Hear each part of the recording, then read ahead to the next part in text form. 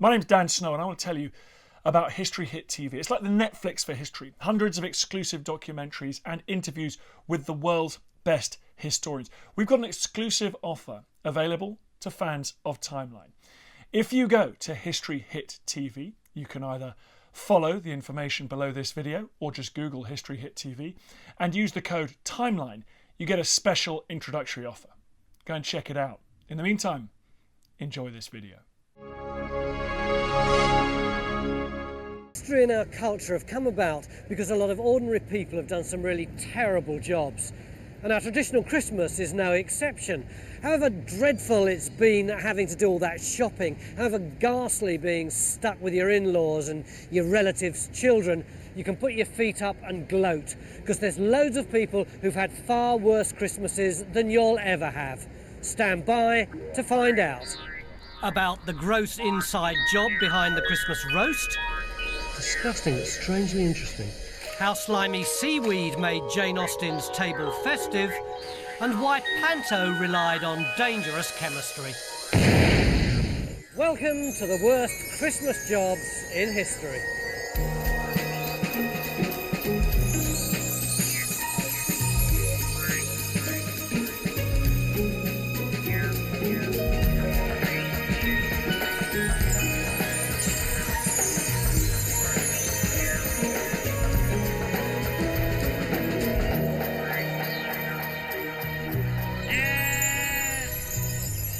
This could be the worst Christmas job.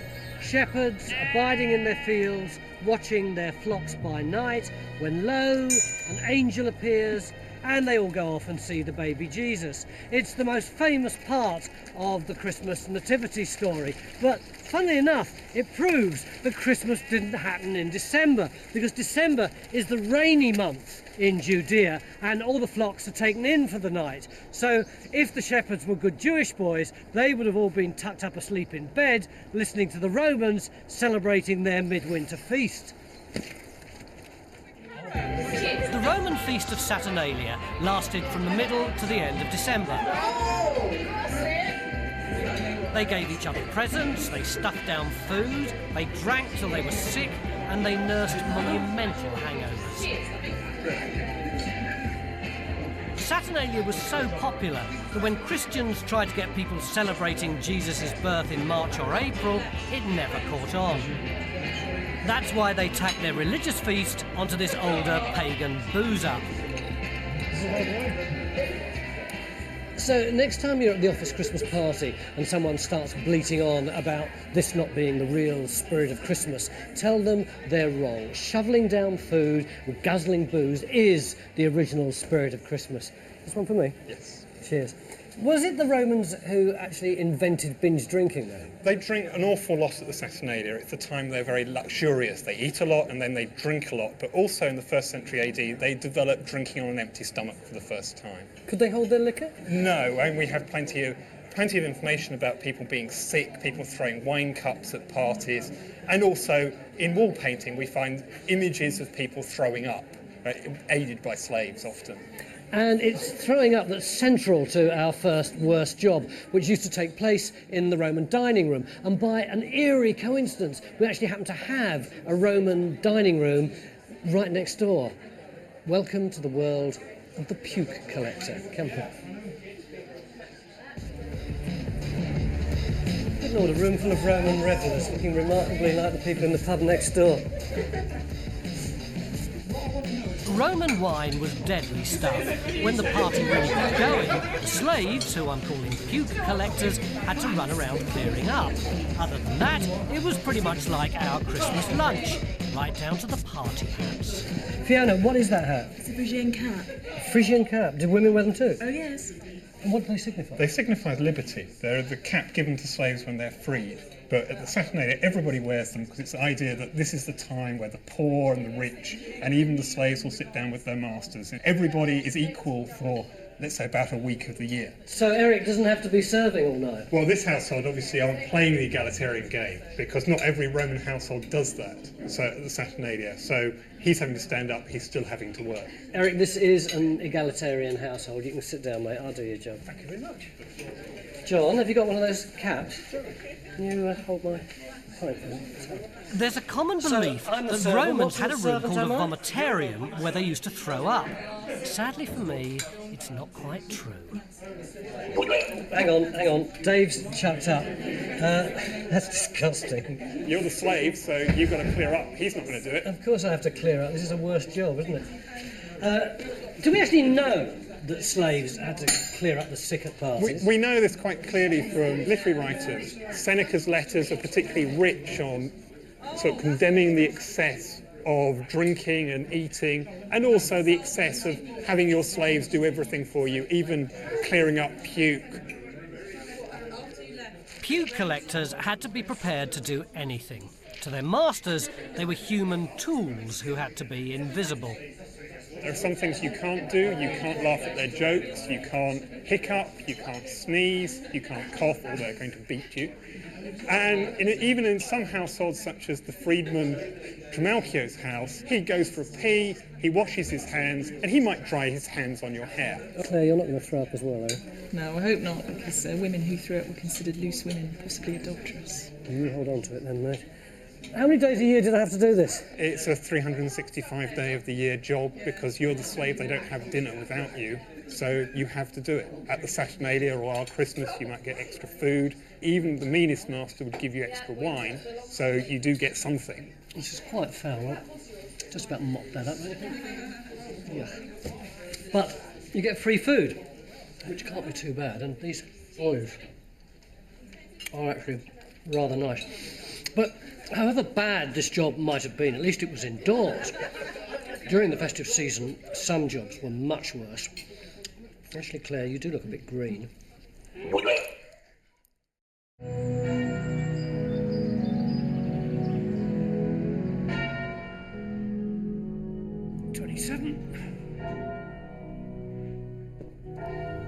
28. Now this is a strange job.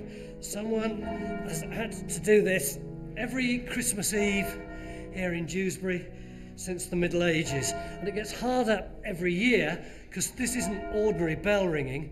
In order to celebrate the defeat of the devil when Christ was born, they do what they call the devil's knell, which is ringing the bell once for every year of the Christian era. So that's over 2,000 yanks of the rope by now. And it's not just any bell. Black Tom weighs as much as a Mini Cooper. That's 43. 44. 43, that's the year in which the Romans invaded Britain, so there's still quite a few to go. Let's whiz on a few hundred years. Hear the page and stand by me, if thou knowest it telling. By the 9th century, the Christian version of Christmas is spreading across Northern Europe. In the Czech Republic, a Christian saint, King Wenceslas, goes down in history for his reputation for charity. When good King Wenceslas looked out in the carol, the poor man who came in sight gathering winter fuel had a worst job. He was a faggoter. For hundreds of years, faggoters collected firewood to burn or sell for a few coppers. Faggots were a poor man's log. What do we tie around? Archaeologists have excavated medieval faggots, so we know how they were made.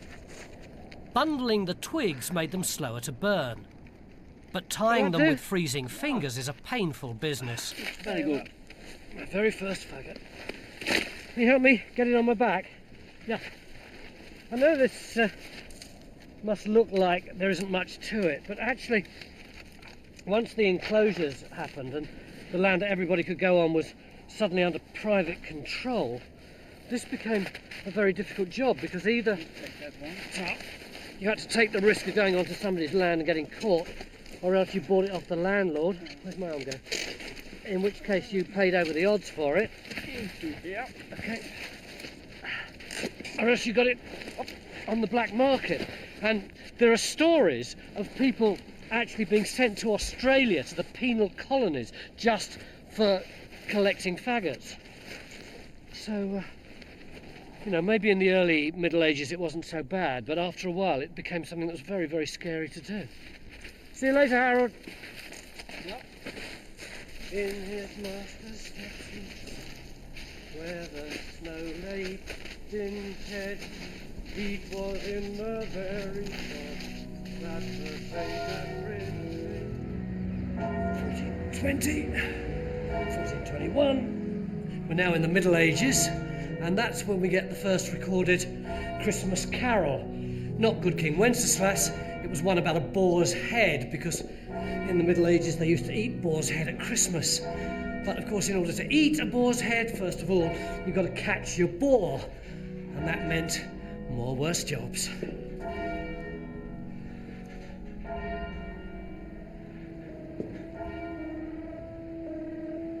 A wild boar weighs up to 40 stone.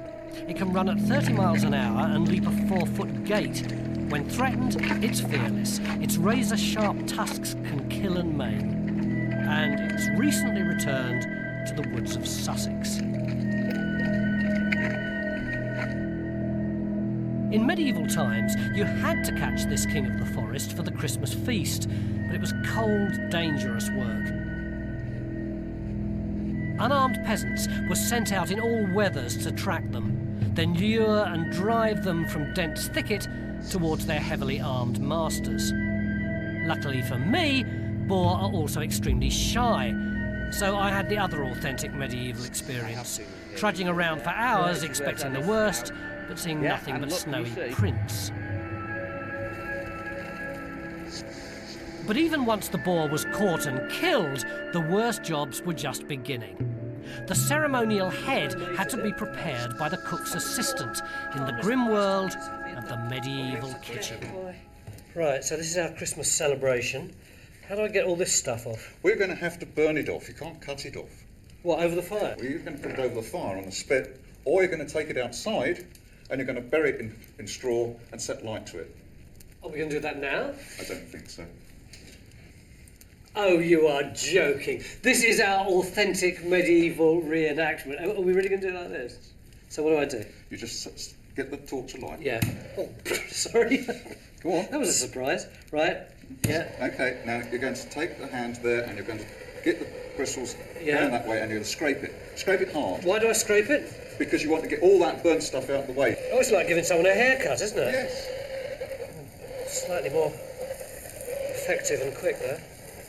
Be methodical. Be methodical. Would there have been much meat on one of these? There's a fair amount of meat, but we're going to actually stuff it with more meat. It's quite a... Come on, yes, and you've got to get Quite a this little done. whiff, isn't You've it? got to Yeah. get this done. Come on. Is this the ear? That's the ear. You can leave the ears. Oh, leave those, right? Yeah, you can leave the ears. The one bit I do well, and you tell me I don't need to do that. Oh, there is a lot of this stuff, isn't there? Oh yes, it's very thick. The assistant was way down the kitchen pecking order. You couldn't pop down the supermarket for another boar's head, so one false move and you'd be having a very unmerry Christmas. And if you mess this up, Yeah. you realise you're out. What do you mean out? You're out. It's no job. This is the centrepiece. You've got to get it right. This is the testing This is your test. Oh, great. And if I did it well? If you did it well, you'll start to get your promotion. Look at this. Just look at this. Ba-bam! Oh, come on, don't play around. Give I'm it not. time. I'm just revelling in the triumph. If you've ever singed your hair, you'll know that it nips a bit. The dense coat of a boar really, really stinks. Oh, did you get some in your throat? I'm so sorry. Don't cook it. Don't cook the meat. All right. Doing the best. I think we've done it. That's pretty clean, isn't it? Yes, it's not bad. Right, what's next? Well, you're going to bone it. You're going to turn it over, Yeah, and you're going to cut yeah, down there. yeah. And you're going to come round there. Okay, and the actual skull is flat down there. Don't cut his ears off. Yeah. And whatever you do, don't rip the cheek open. The head's boned and then reshaped by stuffing it with the boar's meat. After the stomach-turning stench of burning hair, the primitive surgery isn't for the faint-hearted. Now, this is his eye there, you see? Yeah, so I go on the inside of this? Yep. I don't want to pop it, that'd be quite a No, you mess. don't want wouldn't to. it? And worse, this is the moment when you can really bog it up. Oh, Disaster. You've made a right pig's ear of that, haven't you? I'm sorry, I've gone right through, yeah. It was the eye. More than white through. Yeah, well, it's split at the eye. I was listening to what you were saying. I'm sorry about that. That's no good. What do we do with that? Can we sew it up? No, that's it. You've ruined it. You've ruined Christmas. I've ruined Christmas. You've ruined Christmas. Oh, what a stigma. Now, back to the spill. I'm demoted, am I? Yes. But demotion wasn't the worst news for the cook's assistant. This is what you're going to eat. Oh, you're kidding. What is it? It's the pluck. The pluck? Yes. The insides? Yes. Of what? The deer. These are numbles, all the insides of a deer that no one else will touch. The recipe's simple. That do you? Parboil them in sticks in buckets of water. Chop into gobbets, that's gob-sized pieces, leaving the windpipe to one side. Oh, it's coming on lovely, this. Right. Add onions, ginger, herbs, a load of bread to make it mushy, and thankfully red wine. Whoa, yes! Do you know that is the nicest thing I've smelled all day? And that's the original numble or umble pie, the worst jobber's Christmas treat. Right, eating humble pie.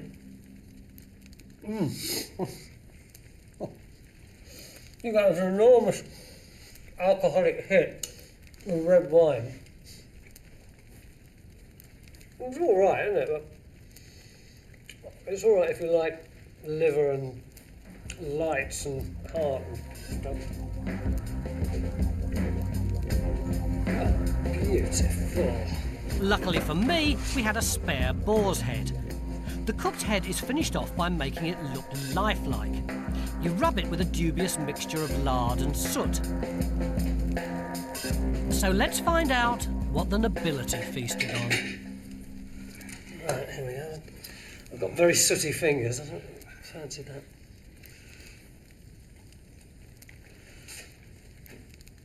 Oh, it's nice, isn't it? It is nice. It's a bit fatty. There's a lot of fat running through it, but... Oh, yes. It's very rich. Fatty. Not rich, fatty. But it's not bad. If I was cast away on a desert island, I could live on this. Medieval Christmas was a weird mixture of Christianity and pagan customs. Along with the boar's head, no Christmas feast was complete without the giant Yule log. If you've ever enjoyed a slice of chocolate Yule log, you may be surprised that it was originally a fertility symbol from the old Viking feast of Yule.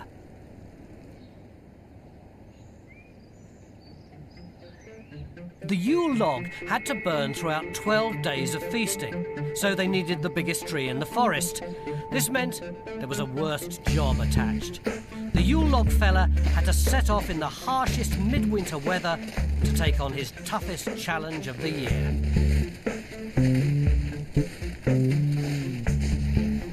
Which one's ours, Andy? I think this one here. Right. If we drop it that way, then it'll be easier to drag out. One axe, one tree. Me? Yeah. There's about 7 of these guys. Yeah, but we've all done it before, so there you go. This is hard work with 9th century technology. Andy? Yeah? I've managed to get a lot of bark off. Well, it's a start, I suppose.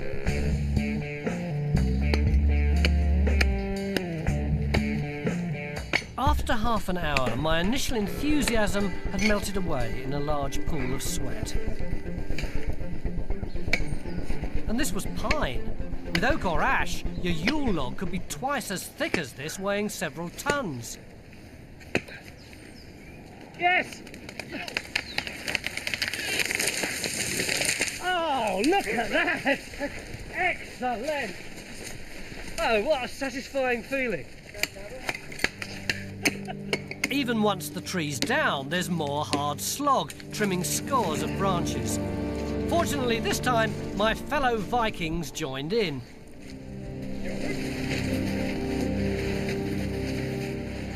Then the entire bulk of the Yule log has to be dragged slowly home.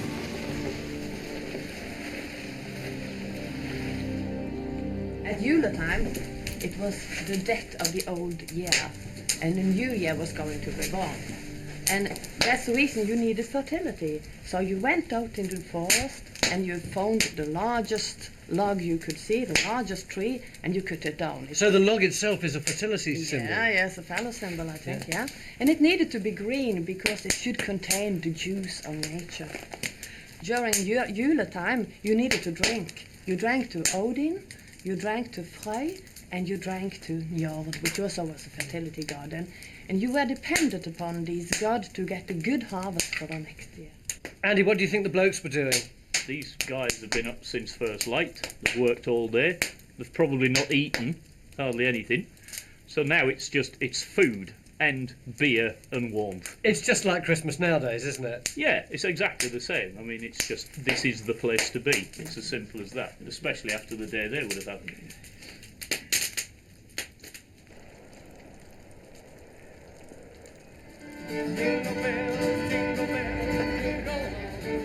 So our traditional Christmas is a real jumble of pagan and Christian traditions. In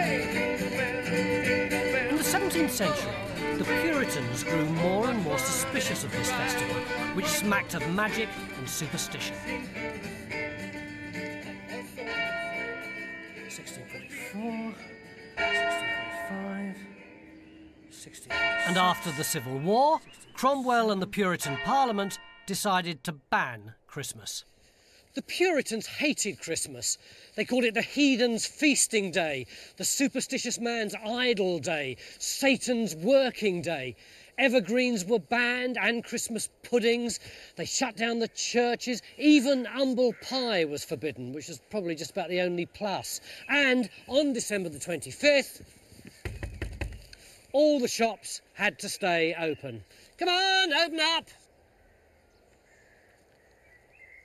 And the ultimate Mr. Nasty responsible for enforcing the ban on Christmas was the Justice of the Peace.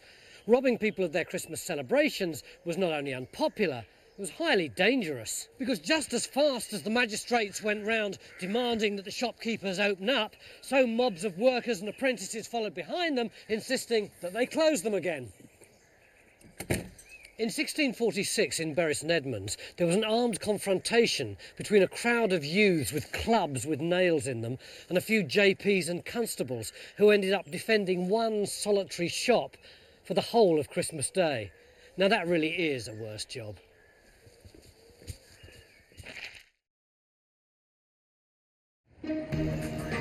Here's a Christmas riddle for you. What's the connection between Jane Austen, Christmas dinner and Northern Ireland? Well, by the 18th century, the Georgians had developed their own refined and tasteful Christmas celebrations. The place settings were very much like what we have today. They'd have had knives and spoons, and this is a new innovation, the fork. The whole thing would have been on a crisp linen tablecloth, and the port would have been poured into elegant glasses. But all this elegance was bought at a price. And the price was paid by workers here on the shores of Ireland. Oh, it's slippy, isn't it? Yeah, the production of both the linen and the glassware that graced the Georgian Christmas table needed vast quantities of the chemical soda. It was obtained from seaweed which was harvested and burnt to make blocks of soda known as kelp. Whole families used to be employed as kelp collectors, rushing out barefoot at low tide to harvest this slimy, stinking resource.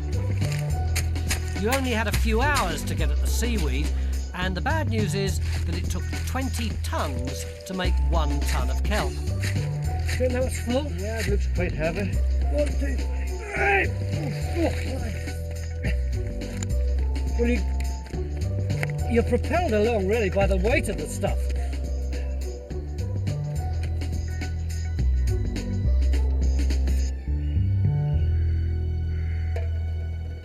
I prefer the harvesting to the carrying. Yeah. Here, Thomas. Got you some more. Great, great. Is the worst bit over? No, you have another 2 days. Give us over. Oh, Hey, give me a hand. I'll be stuck here forever. So there's another whole part of the process. well, the next stage is burning it. We'll have to reduce it to the kelp the ashes of the seaweed, and that takes 2 days. So you have to be in attendance all day today, tonight, tomorrow and tomorrow night, because it needs constantly raked. The fire needs spread evenly around. Okay, so what exactly happens in there then? Well, that slowly burns down to a sort of porridge-like mass at the bottom. Yeah. Then you let it cool off, and it's very, very heavy. It's heavier than lead. It becomes a solid mass, and then you break it up. You have to break it up with sledgehammers, and it's then carried to a storehouse. They have to get it out of the rain, because it's very soluble as fast as possible. And it's brought to market. This must have been quite a big industry. Massive coastal industry. We have these amazing descriptions and some paintings of, say, this part of the coast, and every few hundred yards is a smoking kiln like this. It's very greasy, isn't it? These guys and women must have got filthy. Yeah, the smoke went into the pores and their faces were totally black. But after they finished the 2 days burning, they went off to their sweat house. It's like a sauna or something. It was an Irish version of the sauna, but the girls who were working here would go in and sit in a sweat house for 3 or 4 hours until they got all the soot and oil out of their pores. They don't do this kind of process now, presumably. No, it's a long dead industry. It really collapsed here in the 1820s. They discovered they could get soda from salt by a new method, and within a year or so, the money all went. So a massive recession, presumably. Massive recession. It was very, very hard around the Irish coastline and Scottish coastline, because they've forgotten how to fish and farm something, because they've been doing all this. the money. But this terrible job that mixes sleep deprivation, stench, filth and smoke got another lease of life when they found that kelp was also rich in iodine. They got another extra boost by the end of the 19th century because they used it in the photographic process, part of developing. So all those romantic photos of the kelp burners couldn't have been taken if it hadn't have been for the iodine that the kelp burners were extracting. Right, yeah. I have to say, after you've been stuck in here for a bit, you can hardly see anything.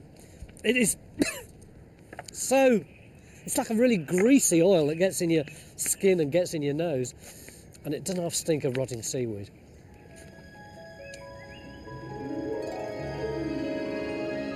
By the 19th century, the festive season was getting much closer to our modern Christmas. Victorians had Christmas trees, Christmas cards, and panto. Hiya, kids! In fact, panto dates back at least 200 years. Most of the jokes are that old too, and it comes with its own very obvious worst joke. A lot of performers love doing pantomime. To be frank, I can't stand it. 8, sometimes 12 shows a week, all that dreadful dialogue, lots of screaming kids. But if you are going to be in a pantomime, be Buttons, be the Dame, be Cinderella. Don't be the back end of a cow.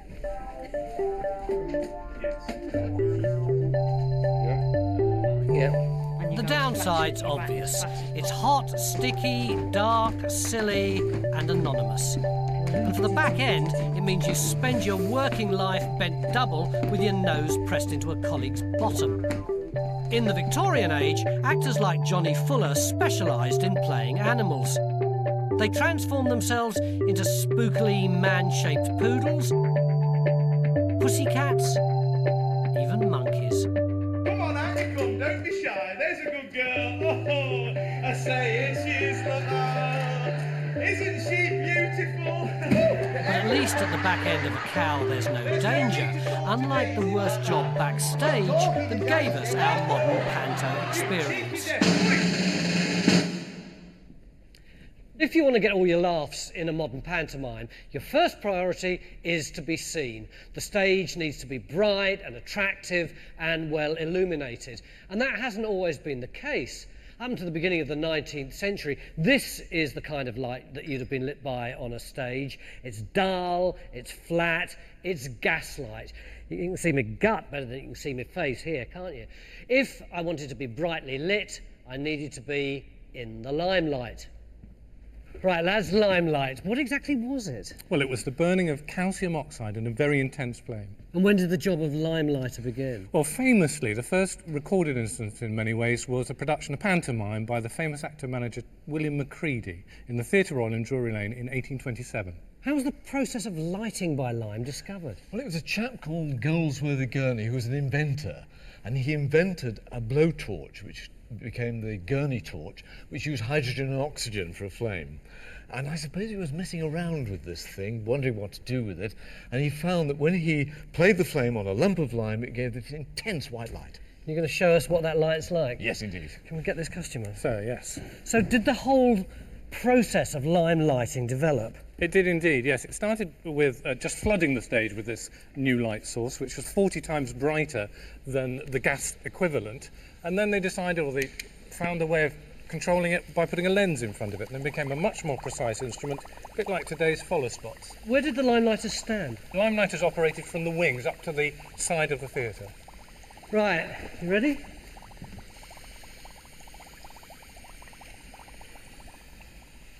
This is gaslight, and this is limelight.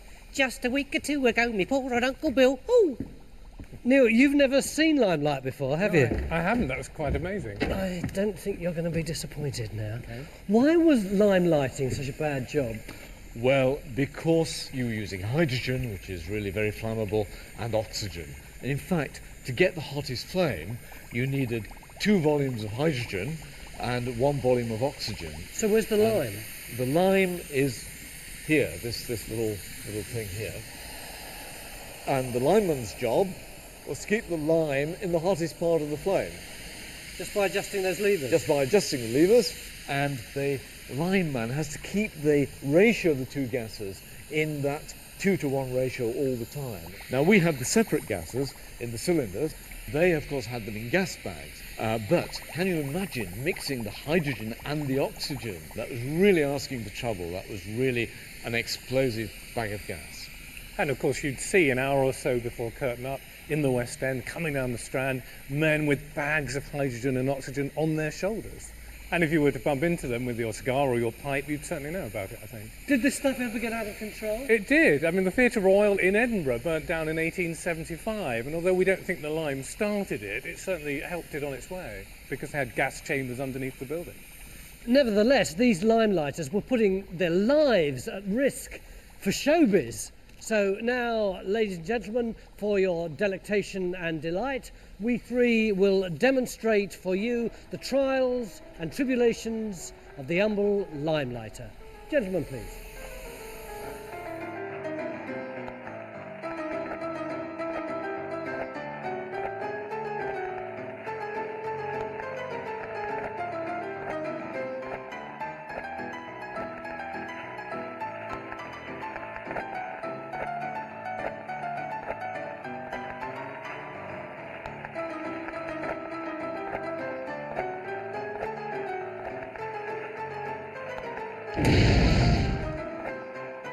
Impressive. Hydrogen burns, but the reaction creates less energy.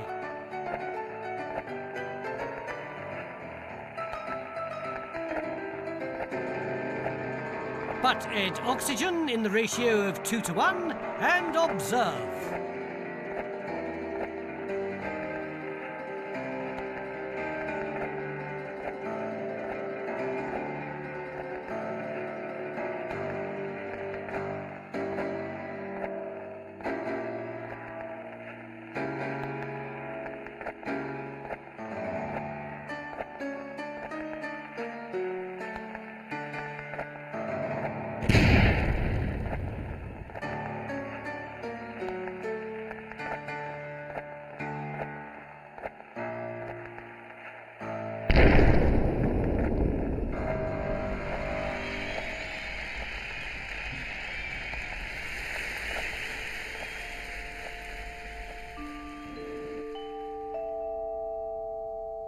But if fun at the theatre spelt danger, Christmas joy for rich kids meant misery for other children.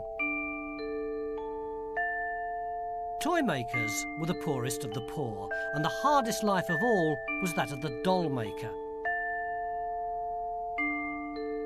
Expensive Christmas gifts were produced in slum dwellings by anonymous workers as young as 6.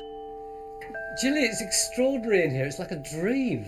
Did you actually make these? I actually made the dolls that are next to you there, but the ones in the far corner are actual Victorian dolls. It seems such a lovely thing to do. It's hard to believe that this would have been a worse job. It's a very nice job for me these days, but they worked under much different conditions to me in the Victorian times. What sort of conditions would they have been in when they were making the dolls? They'd be working in very cramped, small little houses in the kitchens, working with the hot wax, and the children would be playing round and actually doing parts of the jobs as well. So this would have been on the kitchen stove with all the kids running around? Yeah, Dad would probably be the one doing the pouring of the wax. It would have been very dangerous, wouldn't it? It would. The wax could get so hot that it would actually combust and burst into flames as well. It's like working with hot fat. Like chip fat? Yeah. Now, if I hold the mould slightly tilted, you can pour into the mould. Just pour it all in? Pour it in, that's it. Stop. Oh. There we go. Now that has to settle and set a little bit now. How much would a doll like that have cost? Would have been about 5 guineas, which would be a whole year's wage for one of the workers. The little child who was making the dolls wouldn't have been able to afford to buy one of those. No way, no. They were just for the spoilt rich children. Dolls weren't for playing with, they were expensive accessories. It was fashionable to have dolls with faces modelled on one of Queen Victoria's children. So I take these bands off? That's right, take the band off now and lift the mould straight up. Okay. That's that's not bad, is it? So what do I do, just Just tease it out? gently ease it out of the mould now. Okay. That's My first little doll. Lovely. Except it does look a bit like an alien, doesn't it? What do we have to do next? All the excess wax has to be trimmed off with a scalpel, and the eyes have to be set Yeah. How do we from do the that? inside. But we need to cut the top off the head first. Oh, you're kidding. Yeah, brain surgery now. I've only just made her and she's got a lobotomy already. Oh, that's very unpleasant. Why do you do that? That's so the eyes can be set from the inside of the head. Right? So we need to warm the tool up. The eyes So the are eye set fits in the nicely featureless into the face. socket. Then comes the most painstaking part of this worst job. They'd have the Rooting small hands to hairs work one with. by one into the doll's The head eyes as is well. ideally suited to the So tiny you hold the fingers tool of at an children. handle, slightly that way, and just press it into the wax. Just a few hairs at a time. What would the hair have been made of?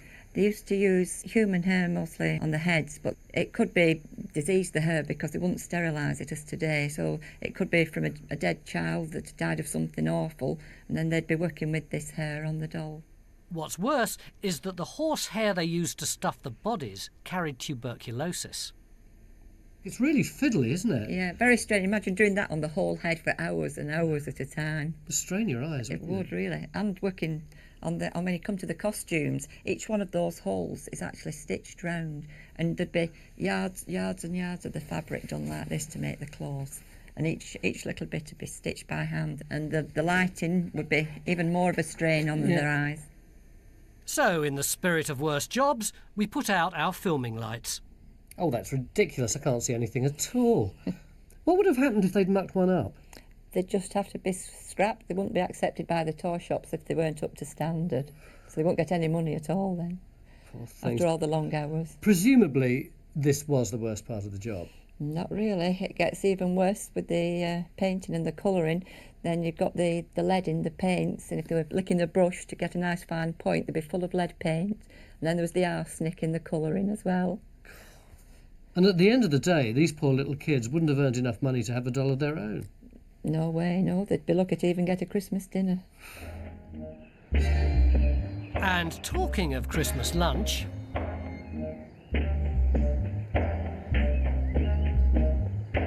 Go on. I'm a gosherd or gooseherd. For centuries, if you wanted a goose fresh from the market, there was only one thing to do. It had to be walked there. And gooseherds used to walk their geese all the way from Norwich to London. That's over 100 miles at the stately pace. All right. Yes, all right. At the stately pace of 2 miles an hour. Come on. The gooseherds had to sleep rough And as you can imagine, their charges got fairly grouchy. So it really was an extremely tedious job, but it wasn't the worst poultry-related job that there is, and it definitely wasn't the worst Christmas job in history. Come on, concentrate.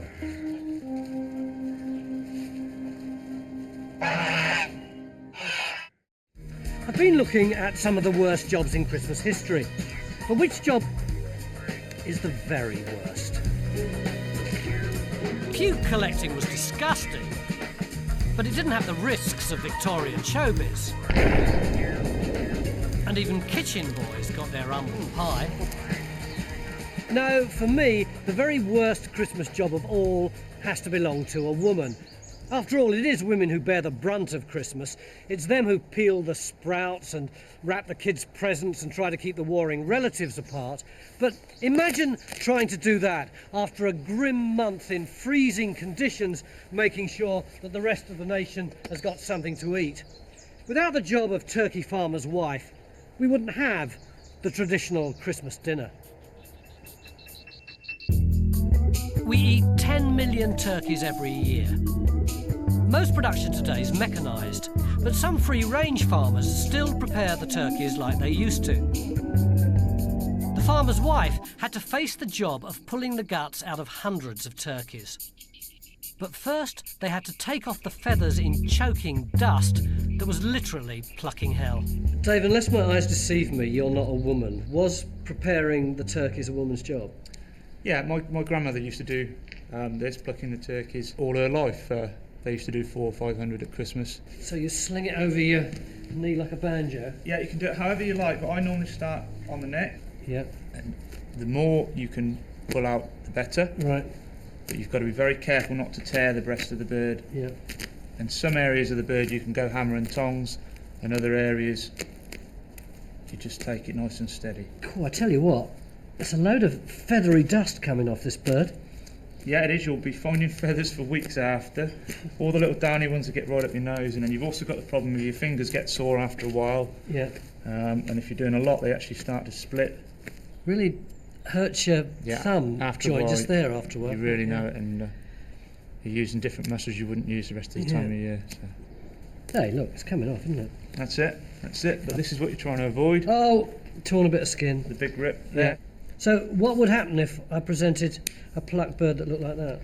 That would probably be rejected. That's the most important part. That, as you see, that's when it's brought to the table. So you'd be losing money just from one tiny little rip? Yeah. Although you'd quickly learn, I think. How long would it take an experienced plucker to do one whole bird? Anything between 20 minutes and half an hour. And how many do you reckon they'd have had on the farm in the old days? I suppose something up to about 500. And you had to get them done by Christmas, obviously, the one day when you can't be late. So you're under pressure all the time, aren't you? Yeah, a lot of pressure. Well, can we assume that I've done this wing? Because quite frankly, if I do it properly, it's going to take me about a fortnight. What happened next? Well, they used to hang them to get a bit of flavour to them. Yeah. And then you take the tendons out of the legs, pull the sinews out of the legs. And that was a woman's job? You'd have to be quite a strong, big, buxom woman to do that. Am I buxom enough? Well, shall we see? Yeah. So what you do now is pull the sinews from the leg. 1, 2, 3. Oh, nothing. Oh. It's easy, isn't it? Yeah. So this isn't the worst part, is it? No, that'd be the gutting. Yeah, I had a feeling of dread rising up in my throat. Yeah. Doing the neck end's bad enough. You have to unwrap the skin like a stocking, cut off the neck and remove the crop, the strange white sack where the turkey stores its food. Then it's over to me for the really gruesome job of tugging out all the innards through the turkey's bottom. Down here and around the vent. Won't all the poo come out? Yeah, well, you've got to be careful. We don't want poo everywhere. That's the important thing. So how do I avoid it? Just go around the sides? Around, yeah, at a slight angle there. Okay, so now that's loose. Oh, that wasn't bad, was it? That's not too bad, yeah. Now is this the bit I want to avoid? Yeah, you don't start pulling it yet because you don't want to break the tube. No. You put your hand in. Right. And try and release all of the guts, go around. Don't want to stain my dress. No. Oh, found something squidgy. Yeah. That's it. So just work your hand in and work it over and around. Yeah. And you want to go right in. Apart from going through a lot of very interesting squidgy things, start bashing my hand against the rib cage. Yeah, well, you've got the ribs there, and you've got to fetch the lungs out from the ribs. Yeah. And it'll rip your knuckles after you've done a few. So you reckon that the women who did this would have had bruised hands? Yeah, bruised and swollen hands, yeah.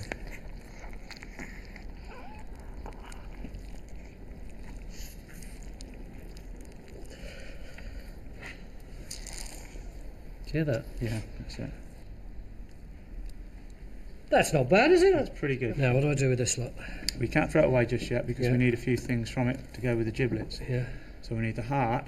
This the heart? Yeah. That's it. And then the lungs. Yeah. Turkeys were brought to Europe by the Spaniards in You can 1519. either cut or just pull And it's them Henry away. VIII who's said to have first had turkey instead of goose for Christmas dinner. I can't tell you the smell that is coming off the... Oh, God, I've burst the little sack with all the brown juice But in it. turkey Yeah. didn't really peel catch this on open. until Victorian times. I'm glad you're doing this bit. And you slice. Up to your wrists in gunk, it doesn't make much difference if it's goose or turkey. And gutting Why are you slicing? is So freezing. you want to keep the muscle on the Turkeys are outside, kept you know, cold so they throw stay away fresh stones and the and gut stuff. comes out in one blob. Stones? What stones? Well, it'll So pick your up stones, hands this are is, bruised on the rib gizzard. cage And and it uses blue those with stones to cold. grind its food. And then there's the stuff you don't want to eat. Oh, there's stuff. I can see stuff. Yeah. Look at that stuff. So that's the inside of it, and you see there's Oh, yeah. Oh, loads of stones and you stuff feel in there. stones and stuff. Yeah. Disgusting, but strangely interesting. Cool. Oh, he hasn't done that. Ooh. That's a stupid thing to do, isn't it? And now I can scoop this away. That's it. Yeah, we're done with all that. What do you have for your Christmas dinner? Beef. I'm not surprised. Now I have turkey. So that's one done, another 499 to go.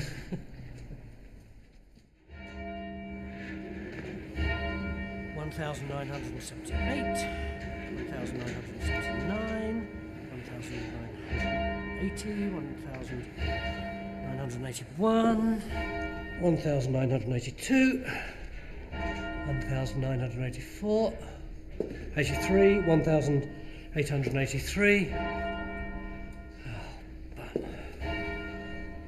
One, two, three. Happy Christmas. 4, 5.